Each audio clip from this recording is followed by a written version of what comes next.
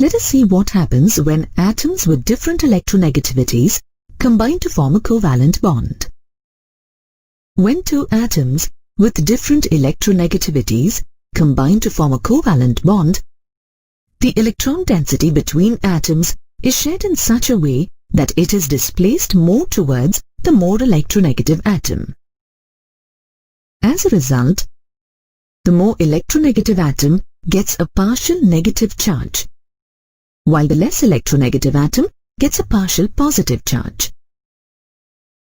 The partial positive and negative charges on the dipole are indicated by the symbols delta plus and delta minus respectively.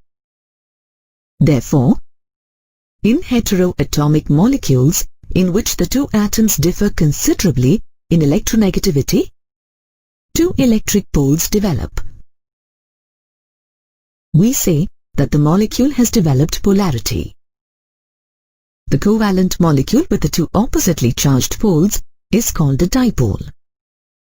For example, the dipole in hydrogen chloride is represented as shown here.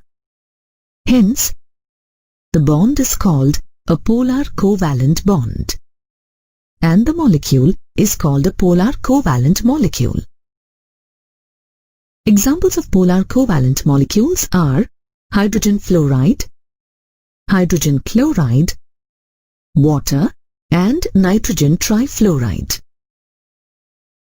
When atoms with the same electronegativity combine together to form a covalent bond, such a bond is said to be a non-polar covalent bond. Here, no polarity is developed in the molecule as the shared electron pair lies exactly between the bonded atoms. Molecules with non-polar covalent bonds are called non-polar covalent molecules. Examples of non-polar covalent molecules are hydrogen, fluorine, chlorine, oxygen, and nitrogen. Let us now move on to the concept of dipole moment. The polarity in a polar covalent molecule is expressed in terms of dipole moment. Dipole moment is defined as the product of the magnitude of the charge and the distance between the centers of the positive and the negative charge.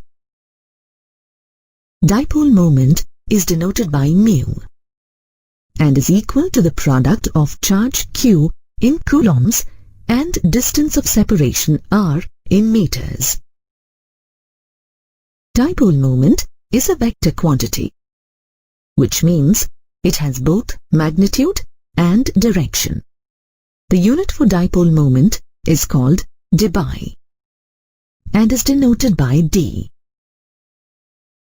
1d is equal to 3.33564 into 10 to the power minus 30 coulomb-meter. Dipole moment indicates the degree of polarity in a molecule. Dipole moment is represented by a crossed arrow starting at the positive pole and pointing towards the negative pole.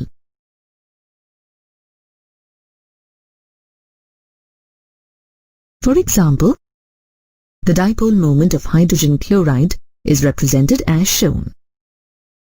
The crossed arrow indicated above a Lewis structure indicates the direction of electron shift. In case of polyatomic molecules, the dipole moment depends on the individual dipole moments, called bond dipoles, and on the spatial arrangement of various bonds in the molecule. The net dipole moment is the vector sum of the dipole moments of all the bonds present in the molecule. Let us calculate the dipole moment of some molecules. Consider the beryllium chloride molecule. It is a linear molecule with a bond angle of 180 degrees. In the beryllium chloride molecule, two beryllium chlorine bonds are present in opposite directions. As chlorine is more electronegative, the shared electron pair moves closer to chlorine, so that it acquires a partial negative charge while beryllium acquires a partial positive charge. The bond dipole between the two beryllium and chlorine bonds is represented as shown. As the two equal bond dipoles are in opposite directions, their vector sum is 0. So, the net dipole moment is 0. Let us take another example. A water molecule. In a water molecule, there are two oxygen-hydrogen bonds. It is angular in shape with a bond angle of 104.5 degrees. Oxygen being more electronegative, the shared electron pair between oxygen and hydrogen stands very close to the oxygen atom. So, the oxygen atom gets a partial negative charge, while hydrogen gets a partial positive charge. The bond dipole lies towards the oxygen atom. The net dipole moment is the resultant of the two bond dipoles of oxygen and hydrogen bonds. The net dipole moment, mu, in water is 1.85 dBi. Now let us take the example of a boron trichloride molecule. In this molecule, 3 boron-chlorine bonds are present at an angle of 120 degrees to one another. The resultant dipole moment of any two boron-chlorine bonds is equal and opposite to the third boron-chlorine bond dipole, as shown here. Hence, the net dipole moment is equal to 0. Let us take the carbon tetrachloride molecule.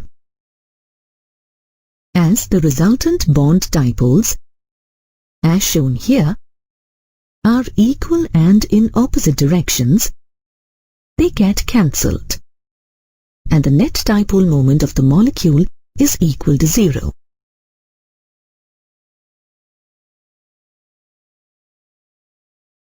It is really interesting to know that different molecules with the same geometry or shape may have different dipole moments. Let us consider ammonia and nitrogen trifluoride molecules. Both of them have pyramidal shapes with a lone pair of electrons on each nitrogen atom. But the dipole moment of ammonia is greater than that of nitrogen trifluoride, though fluorine is more electronegative than nitrogen.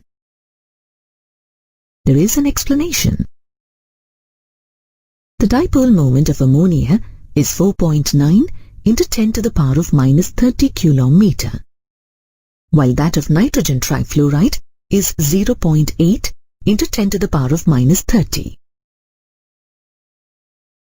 In the ammonia molecule, there is a lone pair of electrons on the nitrogen atom and 3 nitrogen-hydrogen bonds present in the molecule.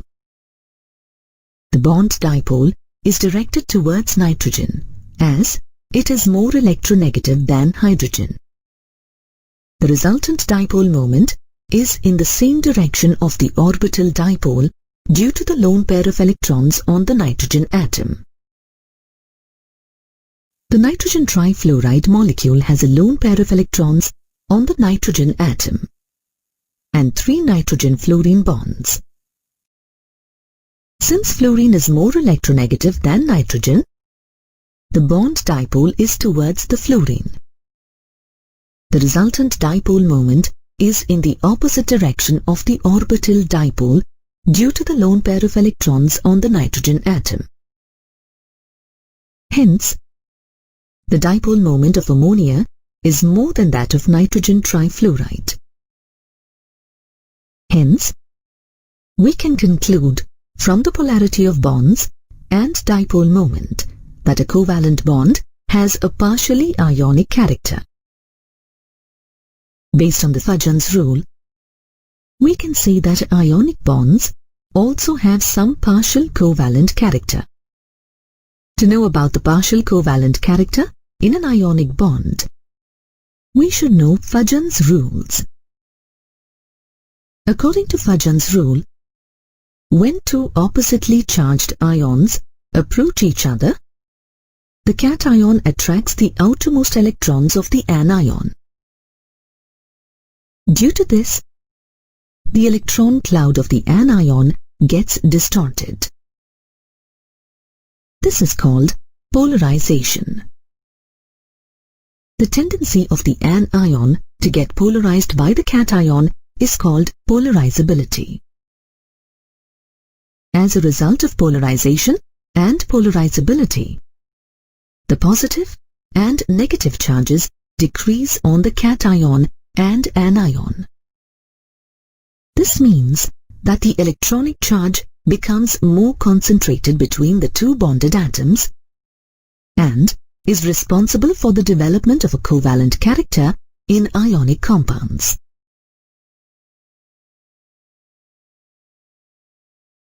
If the extent of polarization is small, then the bond is more ionic in nature. If the extent of polarization is more, then the bond is more covalent in nature. The smaller the size of the cation, the greater is the covalent character of an ionic bond. For example, lithium chloride is more covalent than sodium chloride because the size of the lithium cation is less than that of the sodium cation. The smaller cation has a higher electron density, and hence it can distort the electron cloud of the anion easily. The larger the size of anion, the greater is the covalent character of the ionic bond. For example, sodium iodide is more covalent than sodium chloride because the iodide ion is larger than the chloride ion. For an anion of large size, the electron cloud on it is loosely bound to it, and hence can be easily distorted by the cation. The larger the charge on the cation or anion, the greater is the covalent character of the ionic bond. For example, stannic chloride is more covalent than stannous chloride because the charge on tin in stannic chloride is 4, while it is 2 on stannous chloride. On the other hand, sodium sulfide is more covalent in nature than sodium chloride because the charge on the sulfide ion is greater than the charge on the chloride ion. Cations of the same size and charge, the cation with an inert gas configuration forms compounds with more ionic character. The cation with pseudo-inert gas configuration, that is, with 18 electrons in the outermost shell, forms compounds with more covalent character. For example, copper 1 chloride is more covalent in nature as compared to sodium chloride. Copper ion with pseudo-inert gas configuration has an electronic configuration of 2, 8 and 18. Sodium ion with inert gas configuration has an electronic configuration of 2, 8.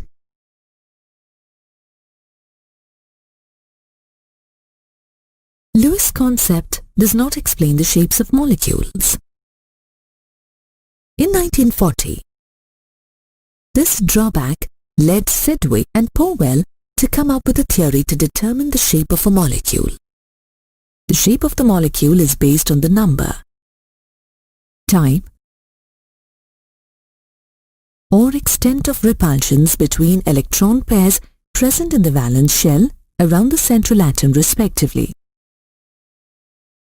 This theory is named as valence shell electron pair repulsion theory, or the VSEPR theory. It was further developed and redefined by Gillespie and Nyholm in 1957. The valence electron pairs surrounding the central atom in a molecule mutually repel with each other. Thus, these electron pairs surrounding the central atom arrange themselves in space in such a way to minimize the repulsions, giving the molecule a definite geometry. The molecules in which the central atom is surrounded with only bond pairs, then it is said to possess definite geometry, as in case of BF3. As the electron pair is a negatively charged cloud, the bonded atoms move apart to minimize repulsions between the electron pairs. To minimize the repulsion, the distance between the atoms has to be maximum. To attain the maximum distance between the bonded atoms, imagine the valence shell to be a sphere and the electron pairs located on its surface at maximum distance from each other. The shape of a molecule depends upon the number of valence electron pairs and their arrangement around the central atom. The geometry of a molecule, in which the central atom does not have a lone pair of electrons, will be regular without any distortion. For example, the shape of a molecule with two bonded electron pairs around the central atom will be linear, with a bond angle of 180 degrees. The shape of a molecule with three bonded electron pairs around the central atom will be trigonal planar, with a bond angle of 120 degrees, and so on.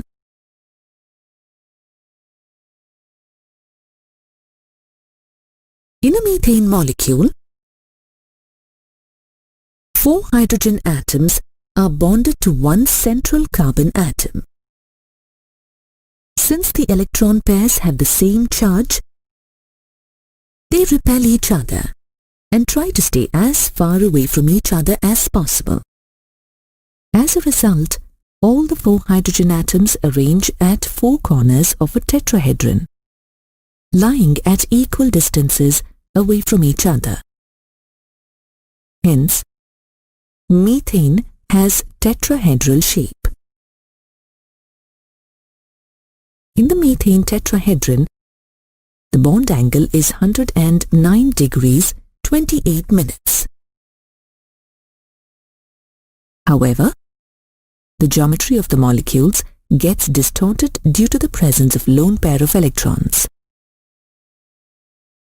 Unlike bonded pairs that are shared between two atoms, the lone pairs of electrons are localized on the central atom.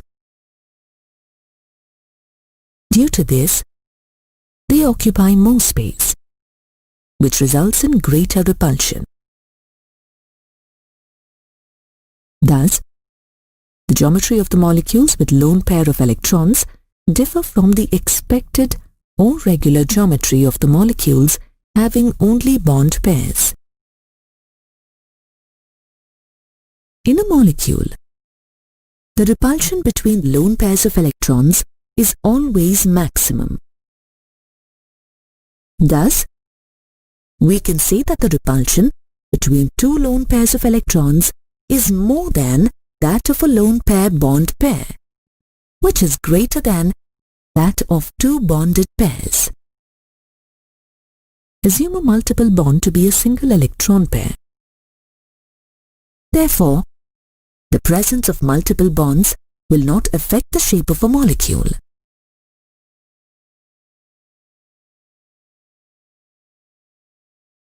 Now, let's analyze the shapes of some molecules with reference to their valence electron pairs. In ammonia, the central nitrogen atom has 3 bond pairs of electrons and 1 lone pair of electrons. The ideal geometry of the molecule with 4 pairs of electrons would be tetrahedral. However, the lone pair of electrons repulses the NH bonded electron pairs,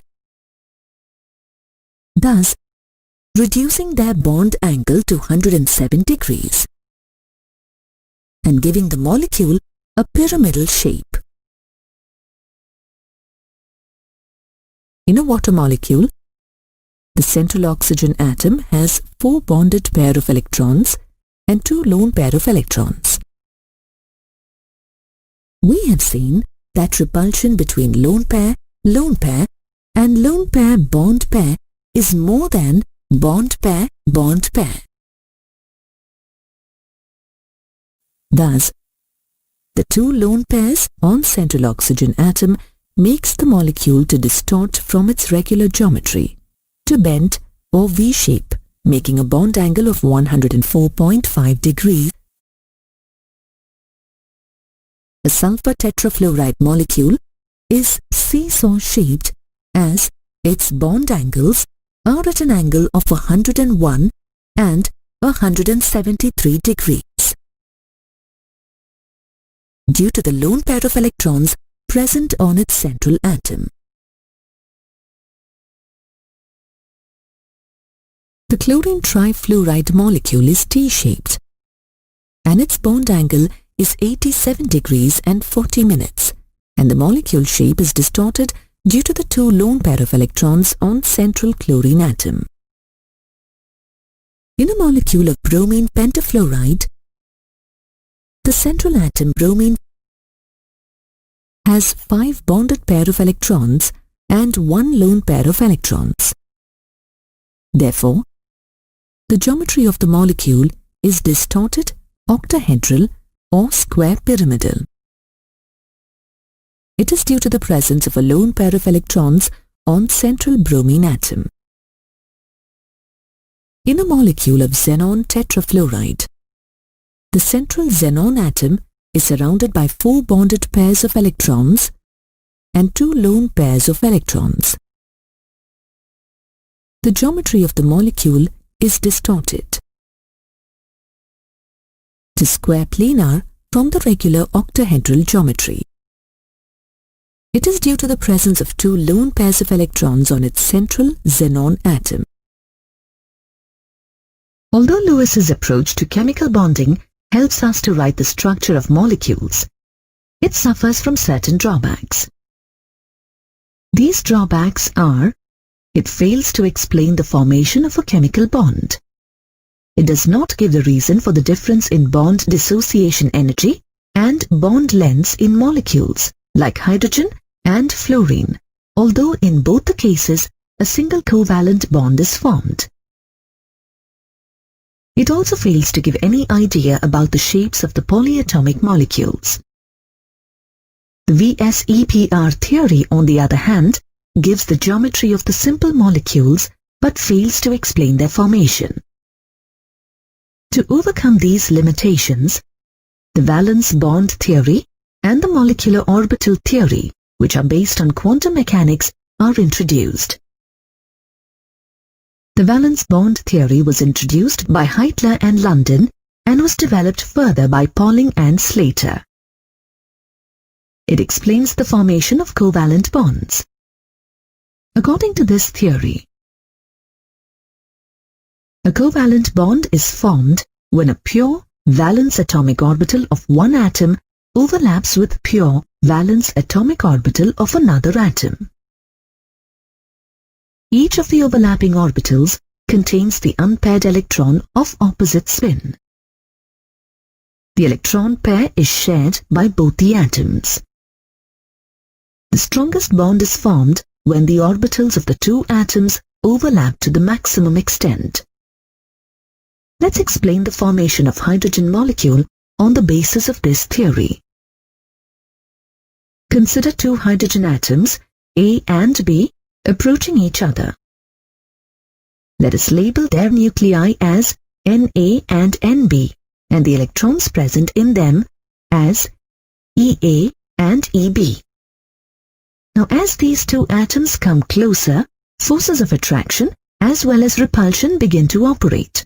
The force of attraction arises between the nucleus of one atom and its own electron, that is, between Na and Ea, and between Nb and Eb, and the nucleus of one atom and electron of another atom, that is, between Na and Eb, and between Nb and Ea. Simultaneously, repulsive forces also arise between the two electrons Ea and Eb, and the two nuclei Na and Nb. Experimentally, it is found that the magnitude of the new attractive forces is more than that of the new repulsive forces. As a result, the potential energy decreases as the two hydrogen atoms approach each other. Ultimately, a stage is reached where the nuclei remains at an optimum distance, such that the net force of attraction balances the net force of repulsion. At this stage, the system acquires minimum energy, and the two hydrogen atoms are said to be bonded to form a stable molecule. If we try to bring these atoms still closer, then the repulsive forces start overpowering the attractive forces. Consequently, energy of the system increases, causing instability to the system. As energy is released during the formation of the bond between the two hydrogen atoms, we can say that the hydrogen molecule is more stable than the isolated two hydrogen atoms. The energy so released is called the bond enthalpy, which corresponds to the minimum as shown in the figure. It is important to note that the same amount of energy is required to dissociate one mole of hydrogen molecule.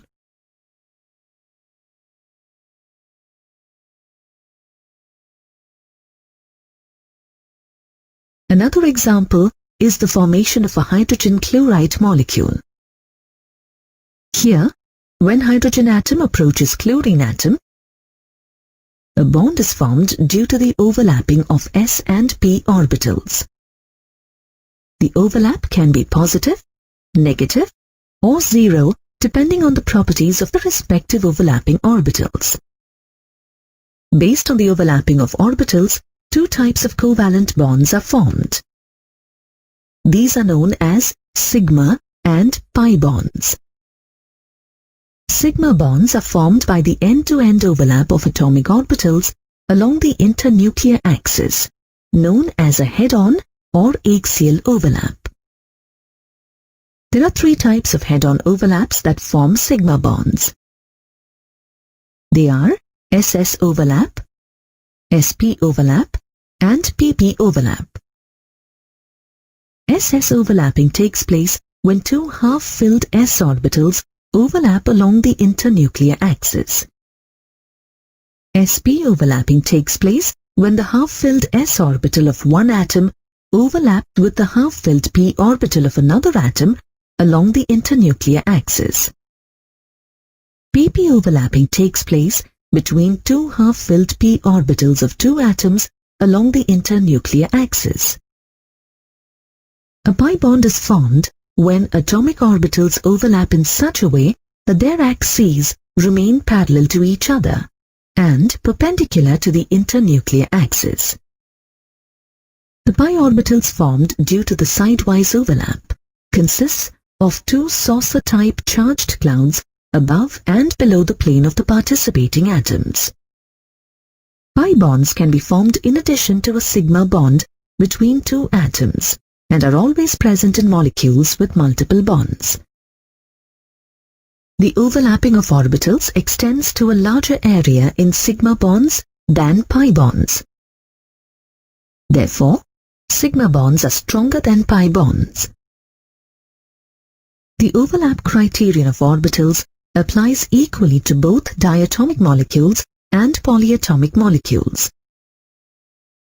However, the valence bond theory fails to determine the actual shapes of the polyatomic molecules, such as methane, ammonia, and water, which are tetrahedral, pyramidal, and bent respectively.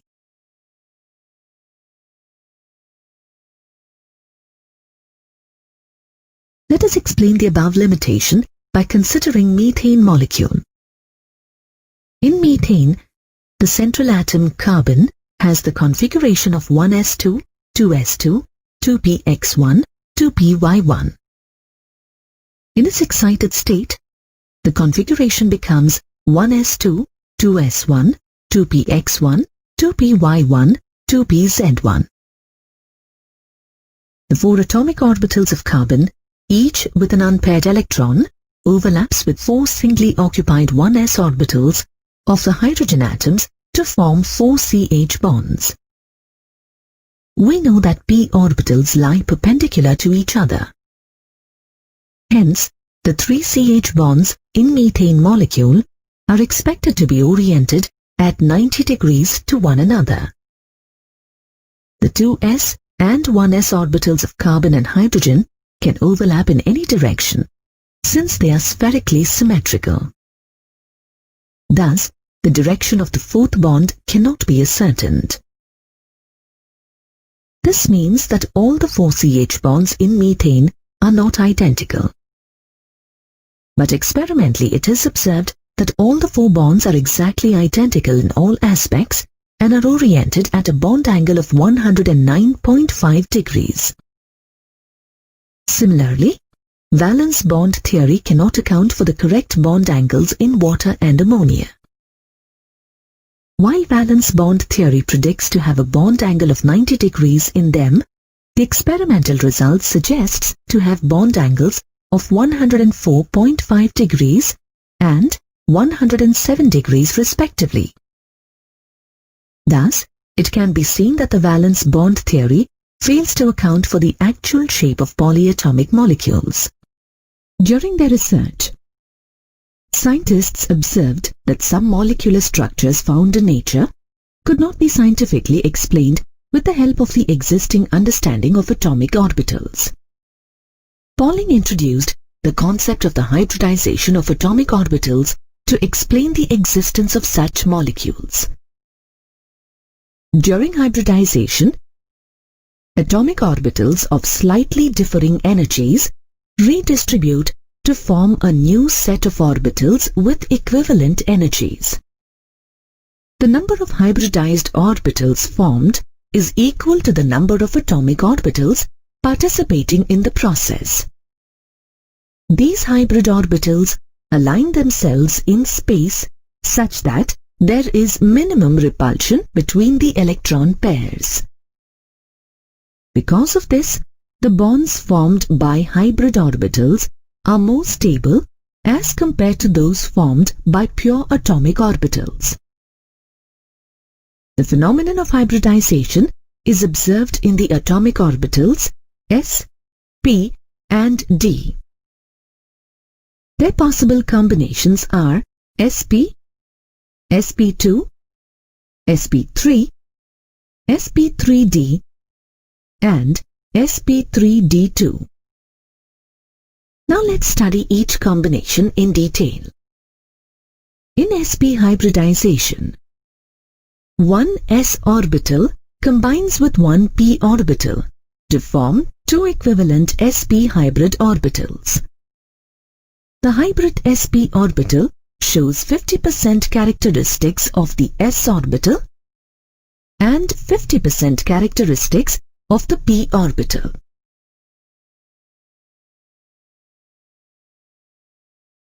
The hybrid orbital has a large positive lobe and a very small negative lobe.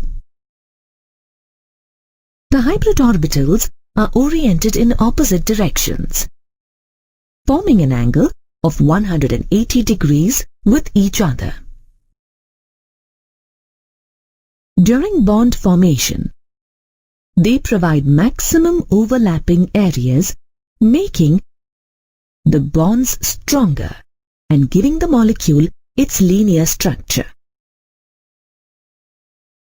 Some compounds whose central atom displays sp hybridization are BeCl2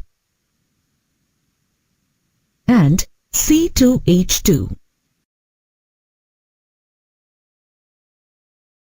In sp2 hybridization, one s orbital combines with two p orbitals to form three equivalent sp2 hybrid orbitals. They have a trigonal planar arrangement, and the angle between two orbitals is 120 degrees. Some compounds whose central atom displays sp2 hybridization are BCl3 and C2H4.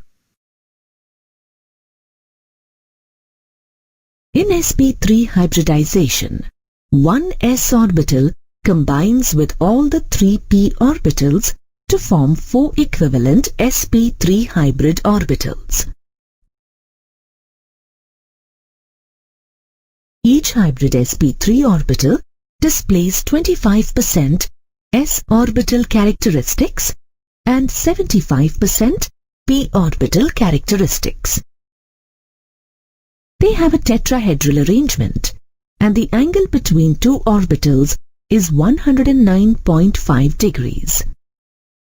Some compounds whose central atom displays sp3 hybridization are CH4 and C2H6.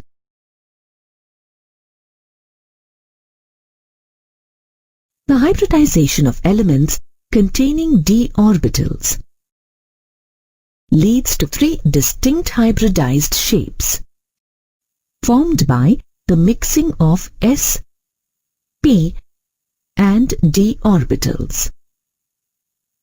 They are dsp2, sp3d and sp3d2. Of these, we will study sp3d and sp3d2 hybrid orbitals closely. The energy of 3d orbitals is not only comparable to 3s and 3p, but also comparable to 4s and 4p. Therefore, the hybridization of d orbitals either involves the 3s, 3p and 3d orbitals, or the 3d, 4s and 4p orbitals. In sp3d hybridization, one s orbital, three p orbitals and one d orbital combine to form 5 sp3d hybrid orbitals of equivalent energy.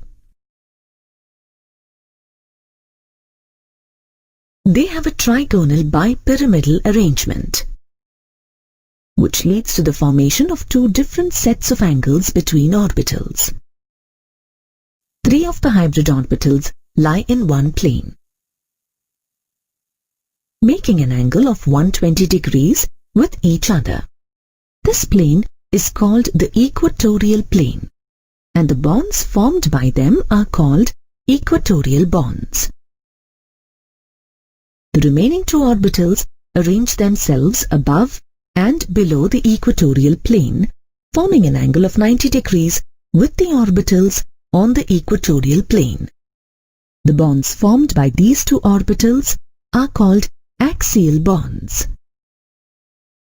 The axial bonds are repulsed by the equatorial bonds, causing them to be longer and weaker than the equatorial bonds. Ultimately, this makes molecules with sp3d hybridization more reactive. The central atom, phosphorus, in the compound PCl5 displays sp3d hybridization. In sp3d2 hybridization, one s orbital, three p orbitals and two d orbitals combine to form 6 sp3d2 hybrid orbitals of equivalent energy. They have an octahedral arrangement and a bond angle of 90 degrees between the orbitals. The central atom, sulfur, in the compound SF6 displays sp3d2 hybridization. Thus, we can observe that the phenomenon of hybridization explains the characteristic geometrical shapes of polyatomic molecules. In an atom, electrons are present in orbitals of differing energy levels, such as 1s, 2s, 2p, and so on. They represent the probability of finding electrons around an atom. This observation led scientists F. Hunt and R. S. Millikan to develop the molecular orbital theory, which postulates that electrons in a molecule similarly exist in different orbitals, giving the probability of their presence around a molecule. However, for atomic orbitals to combine and form molecular orbitals, they must have similar energy levels and symmetrical molecular axes. This means that even though 2px of one atom has energy equal to 2py of another atom, they won't combine as they don't have the same symmetry. The number of molecular orbitals formed is equal to the number of atomic orbitals in the atoms forming the bond. Electron distribution in molecular orbitals takes place as per the off-Bohr principle and obeys Pauli's exclusion principle and Hund's rule.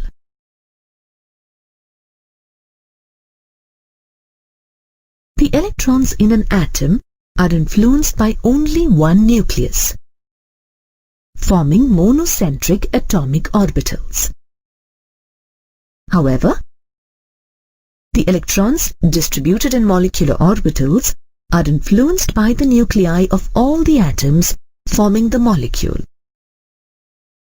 causing the formation of polycentric molecular orbitals. In an atom, the electrons present in the atomic orbitals are represented using the Schrödinger wave equation of wave mechanics by the wave function y, which gives the amplitude of the electron wave. However, the Schrödinger wave equation cannot be used for molecules, and hence a new method called the linear combination of atomic orbitals, LCAO, was developed. To understand this method, let's consider the hydrogen molecule made up of two hydrogen atoms, A and B. At ground state, each hydrogen atom has one electron in the 1s orbital. Let's represent their wave function as psi A and psi B. Now, there are two ways to add the wave functions. One is when these wave functions are in phase, either both plus or both minus. And the other is when the two wave functions are out of phase, one plus and the other minus. When the two electron waves are in phase, they form the bonding molecular orbitals.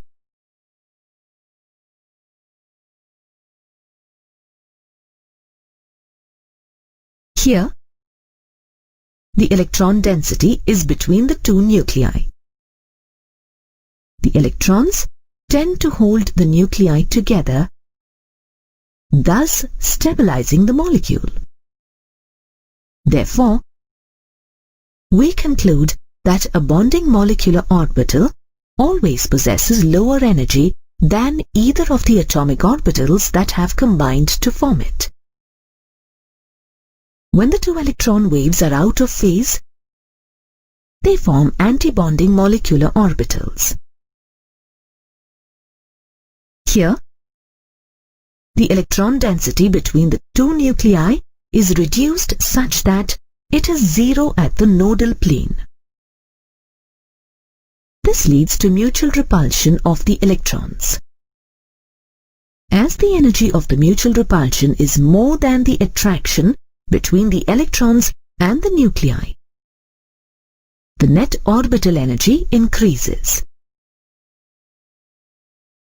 Thus, the energy of the anti-bonding orbital is raised above the energy of the parent atomic orbitals that have combined, and the energy of the bonding orbital is lowered than the parent orbitals. However, the total energy of the two molecular orbitals remains the same as that of the two original atomic orbitals. As we have learnt, molecular orbitals are obtained by combining the atomic orbitals of the atoms in a molecule. For example, in the hydrogen molecule, each atom has one electron in its 1s orbitals. These two 1s orbitals come together to form two molecular orbitals. One of these two molecular orbitals is formed due to the constructive interference of the two 1s wave functions, and the other is formed due to the destructive interference of the two 1s wave functions. The molecular orbital formed due to constructive interference is called a bonding molecular orbital, as the electrons belonging to it are placed between the two nuclei. This stabilizes the molecule. The molecular orbital formed due to destructive interference is called an anti-bonding or sigma star molecular orbital, as the electrons belonging to it are placed away from the region between the two nuclei. This increases their energy, thus making the molecule less stable. Just as in atoms, electrons in a molecule too first occupy lower energy levels. Thus, we find that the two electrons of the hydrogen molecule first occupy the sigma bonding molecular orbital. This lowers the overall energy of the molecule compared to the isolated hydrogen atoms. Molecular orbitals not only help us determine the stability of molecules such as hydrogen, they also help us understand why certain molecules such as the helium diatomic molecule do not exist in nature.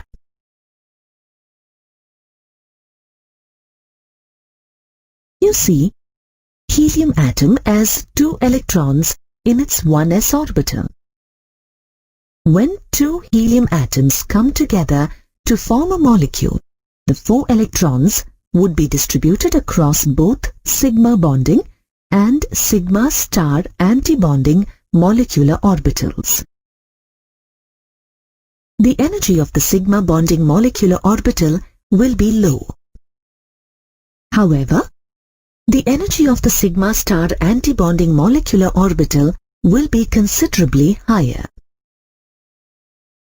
Thus, the overall energy of a helium diatomic molecule will be the same as that of two helium atoms. So, there will be nothing holding them together. Hence, the helium diatomic molecule does not exist. For molecules formed by atoms containing more than two electrons, we will only consider the molecular orbitals formed by their valence shell and not the ones formed by their core orbitals to understand their stability. Now let's study the molecular orbitals formed in an oxygen diatomic molecule. Oxygen has the atomic configuration 1s2, 2s2, 2px2, 2py1, 2pz1. When two oxygen atoms come together, their 1s2 atomic orbitals combine to form two molecular orbitals. Their electrons are concentrated along the bond axis. Hence, they are called sigma 1s bonding and sigma star 1s antibonding molecular orbitals. The two 2s orbitals combine to form sigma 2s bonding and sigma star 2s antibonding molecular orbitals.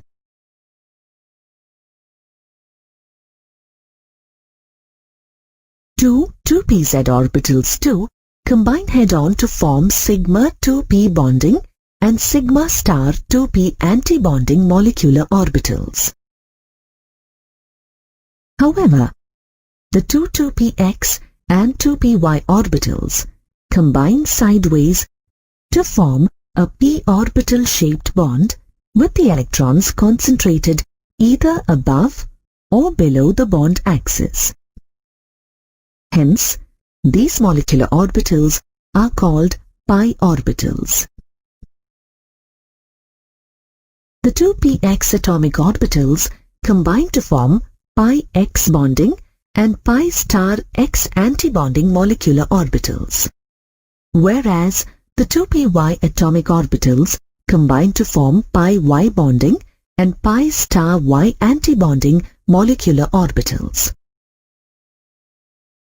As the energies of the 2px and 2py atomic orbitals are the same, the energies of pi x bonding, pi y bonding molecular orbitals and pi x star antibonding, pi y star antibonding molecular orbitals are the same.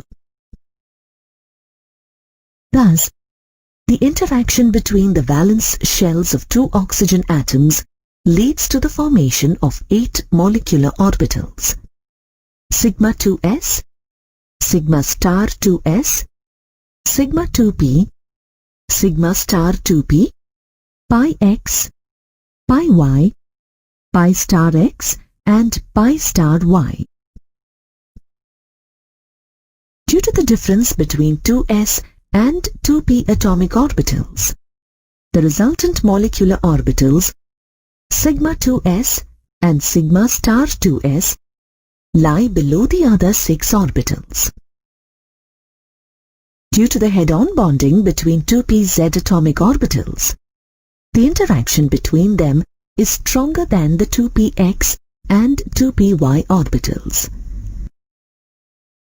As a result, the sigma 2p orbital lies below the pi x and pi y orbitals, and the sigma star 2p orbital lies above the pi star x and pi star y orbitals. While this sequence of molecular orbitals is accurate for molecules such as oxygen and fluorine, but not for other elements such as boron, carbon and nitrogen, the molecular orbital's energy sequence is slightly different. This is because of the interaction between the electrons of the 2s atomic orbitals of one atom with the electrons of the 2pz atomic orbitals of another atom due to their relatively similar energy levels. In these molecules, the energy level sequence is sigma 2s, followed by sigma star 2s, followed by pi x and pi y that are at the same energy levels, followed by sigma 2p, followed by pi star x, pi star y, and finally sigma star 2p.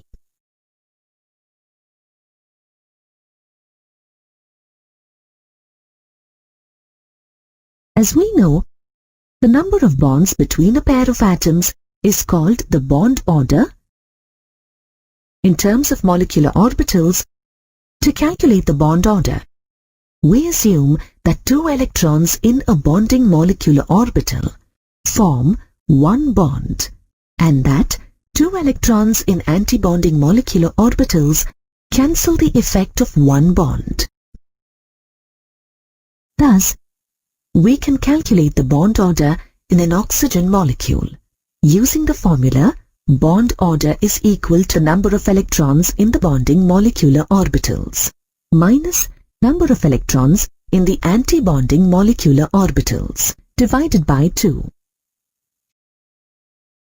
Now, in oxygen, the number of electrons in the bonding orbitals is 8, and the number of electrons in the anti-bonding orbitals is 4. So, adding these values to the equation, we get the bond order as 2.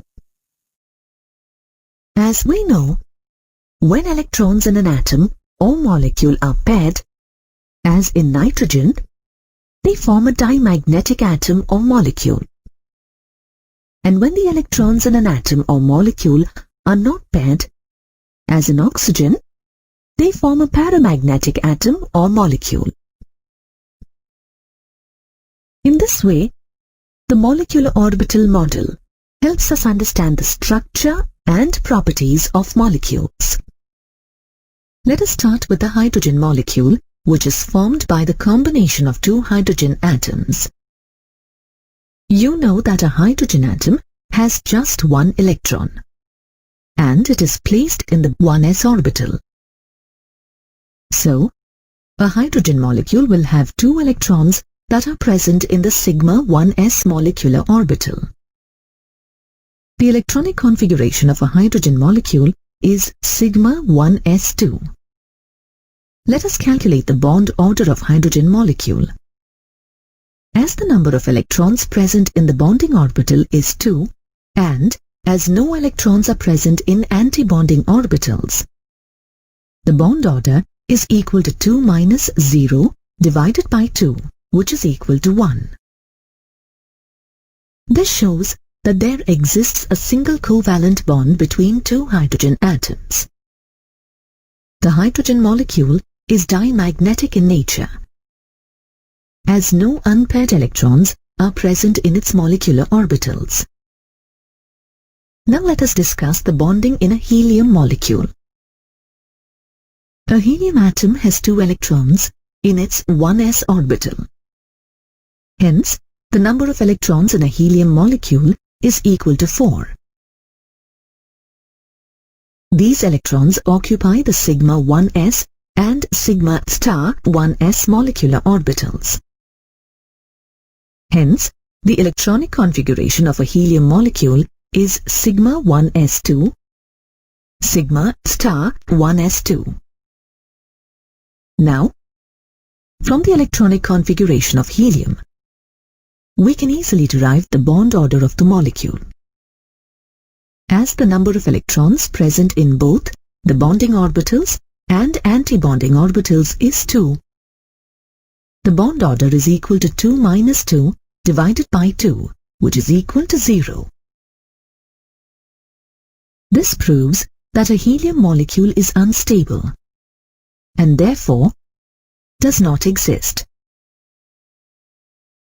Similarly, beryllium molecule with an electronic configuration of sigma 1s2, sigma star 1s2, sigma 2s2, sigma star 2s2, and a bond order of 0 is considered to be non-existent.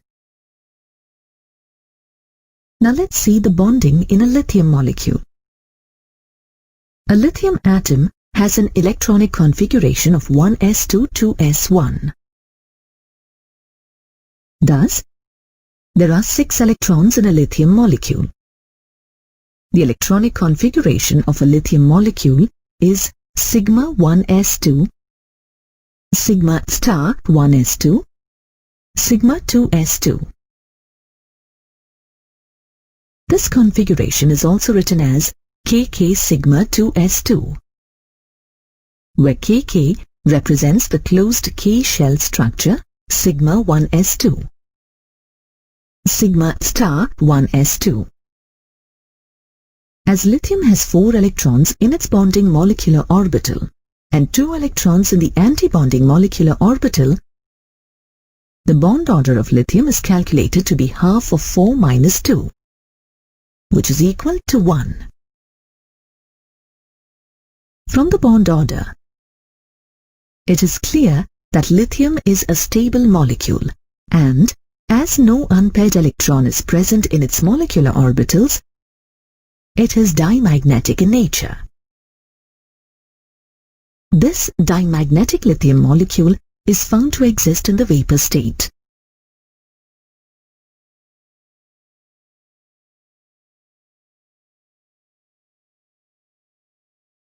Now, we'll see the bonding in another diatomic molecule, carbon. An atom of carbon has an electronic configuration of 1s2, 2s2, 2p2, which makes a total of 12 electrons in a carbon molecule. The electronic configuration of a carbon molecule is sigma 1s2, sigma star 1s2, sigma 2s2, sigma star 2s2, pi 2px2, pi 2py2,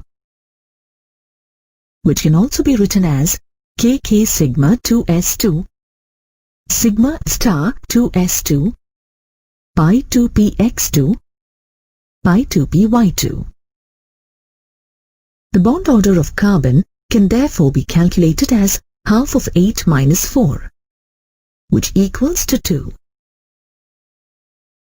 In a carbon molecule, the two atoms have a double bond between them.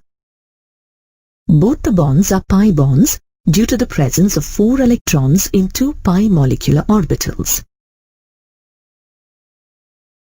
A carbon molecule is diamagnetic as no unpaired electron is present in its molecular orbitals. It is found to exist in the vapor phase. Now let's look at the bonding in an oxygen molecule. 2 oxygen atoms combine to form an oxygen molecule. The electronic configuration of an atom of oxygen is 1s2, 2s2, 2p4, and hence there are 16 electrons in a molecule of oxygen.